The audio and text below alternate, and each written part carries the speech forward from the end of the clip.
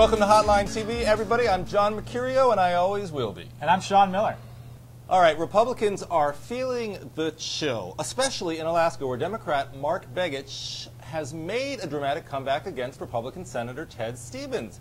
Quinn McCord is standing by in the Hotline's Anchorage Bureau with more on this story. Quinn. Hi, John. Well, about 50,000 outstanding ballots were counted yesterday in Alaska, and Ted Stevens saw his lead shrink from about 3,000 to a deficit. Now Mark Begich is ahead by about 800 votes. And wow. It's a complicated situation, and both sides are spinning as to, which person will be more likely to lead in the remaining votes, because there are still about 35,000 outstanding ballots yet to be counted. Some are going to be counted Friday. Some aren't going to be counted until next week. Now, until next week, when are we going to know the answer? When are we going to know the outcome of this race, Quinn? Well, there's a good chance it's going to be close enough at the very end. There's going to be a recount, just like in Minnesota. Oh. So this also may be a third Senate race to drag into December. But both sides are spinning. I mean, the Stevens folks say, well, all the early ballots have been cast.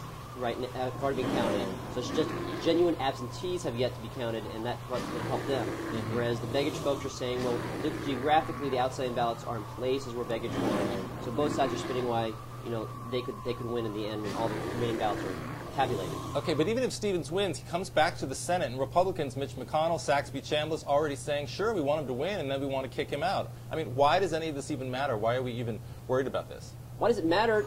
John, every Senate seat matters. I mean, this could be the 58th or 59th Senate seat. Whether Ted Stevens wins, you're right. Ted Stevens, one way or another, probably won't be a senator a year from now.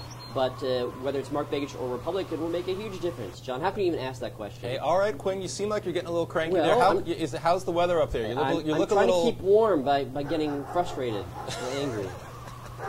So. All right, well, stay away from the moose and get yourself some Now you tell me.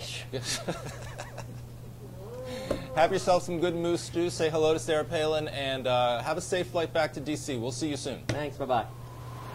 All right, thank you, Quinn McCord, for that excellent report from Anchorage. Things even got a little chilly in Florida yesterday, where Sarah Palin was challenged from possible 2012 White House contenders at the Republican Governors Summit. Sean Miller, let's discuss. You, of course, were down in Miami yesterday afternoon covering Sarah Palin. You were there this morning when she gave her first ever really sort of give and take press conference with reporters.